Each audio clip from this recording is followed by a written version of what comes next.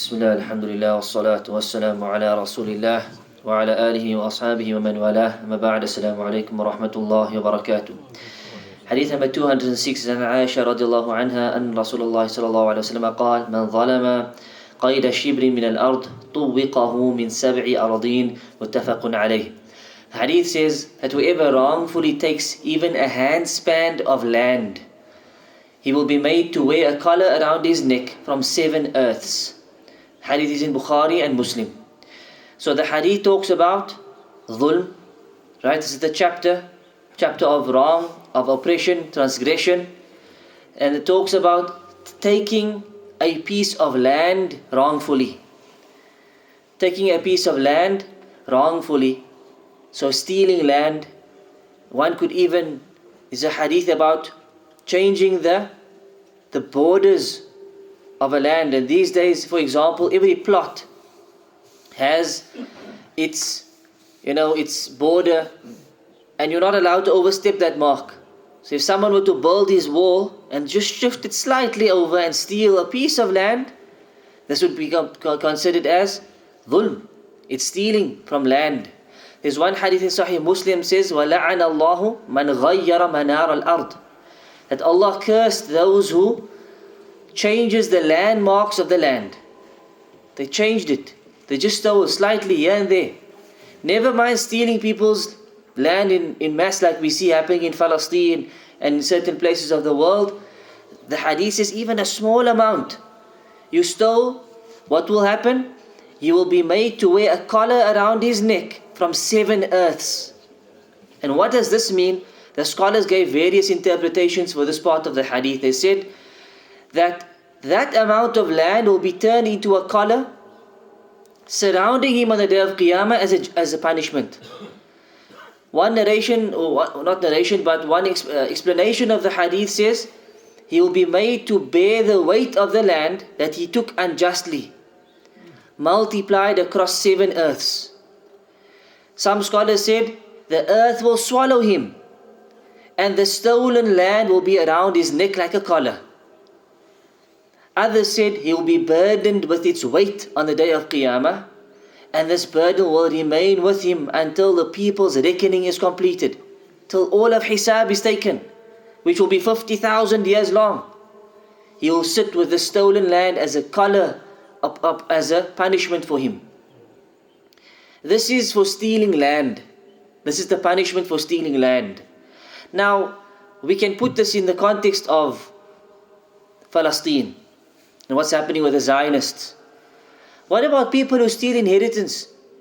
Muslims who consume the inheritance of their siblings. A family house was left behind. Property was left behind. This is common amongst the Muslims, where they steal from their siblings. And they steal from maybe their nephews and their nieces. And they take all the land for themselves. This is common even amongst our societies and our Muslims. The hadith talks about stealing a handspan. And what's less and what's more, this will be the punishment on the day of Qiyamah. It's major, which means it's a major sin. And the punishment will be severe for this on the day of Qiyamah, wallahu musta'an. So stay away from dhulm.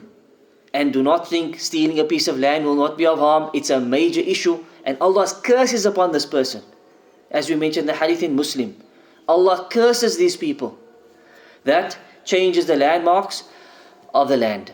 Shaykh Ibn Uthaymin says on this hadith, because the hadith speaks about 7 earths, a collar that will come from the earth, from 7 earths, which means we have 7 heavens and 7 earths. And the Quran also mentions this. And so he said that your property is your property, including it down into the ground, and including what's above. So the airspace above is yours. Nobody can build a house next door and build their balcony over your house. Haram. Nobody can dig a tunnel under your property. That's your property. Understand? So even what's above the property, what's below the property belongs to you according to the Islamic guidelines, and all of this comes from this hadith. So the main point of this hadith here is, of course, be careful of dhulm.